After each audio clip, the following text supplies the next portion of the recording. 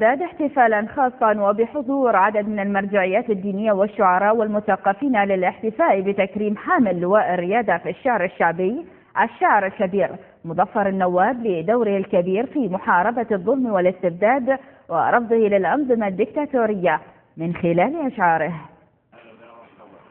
للكاظمية الحق بأن تكون أول المحتفين بعودة مظفر النواب إلى محل ولادته الذي حمله شعرا وفكرا أينما حل وارتحل، ولها بأن تفخر بتاريخ هذا الرجل الذي حمل هموم أبناء وطنه العراق وهموم أبناء وطنه الكبير ليكون الوحيد شاعرا ومناضلا في آن معا.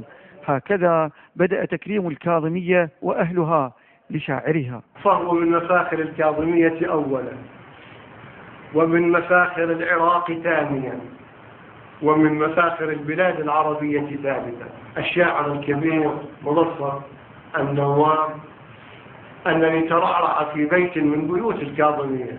ضئيل جدا أتعبته المنافي وأنهكته الحقائب، عودته الحكومات على حملها، لكنه كبير بشعره ونضاله، وعظيم لم يكتف بأنه لم يهادن طاغية أو يمدح حاكما، بل طلق مغرياتهم وهاجم أنظمتهم في شعره وحارب أفكارهم المستعبدة للشعوب الحالمة بالحرية. الشاعر الكبير مظفر النواب ناهيك عن كونه حامل لواء الريادة في الشعر الشعبي العراقي وكاسر الرتابة والكلاسيكية التي كانت سائدة قبل كتابته لقصيدته الرائعة وذائعة الصيت للريل وحمد، فإضافة لكونه شاعر كبير فهو مناضل كبير أيضا. وحين يكون المكرم شاعرا كبيرا كالنواب كتب الريل وحمد فكانت معلقة جنوبية خالدة، وكتب القدس عروس عروبتكم فكانت صرخة في آذان الحكام الخونة، فلا بد أن يتصدر الشعر ذلك التكريم.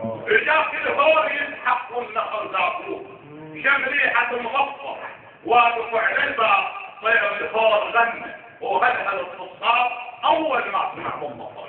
ما زال السياسيون لم يحركوا ساكنا حيال عودة هذا الكبير، فهل ما زالوا يظنون أنهم أكبر من نضال هذا الشاعر؟ وهل هم غافلون أو هم يدعون الغفلة؟ أنا لا أعتقد أنهم غافلون،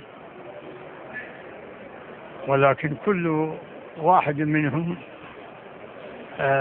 يعطي عواطفه لمن هو يسير في ركابه.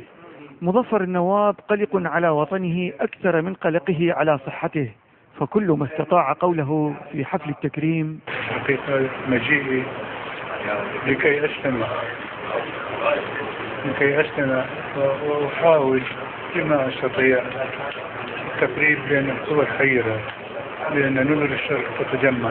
الكاظمية كانت أول المحتفين بعودة الشاعر الكبير مظفر النواب إليها، بشاعر لم يكتف بأنه لم يهادن طاغية في شعره، ولكنه هاجم أنظمتها الدكتاتورية المستعبدة للشعوب. من بغداد رعد البصري.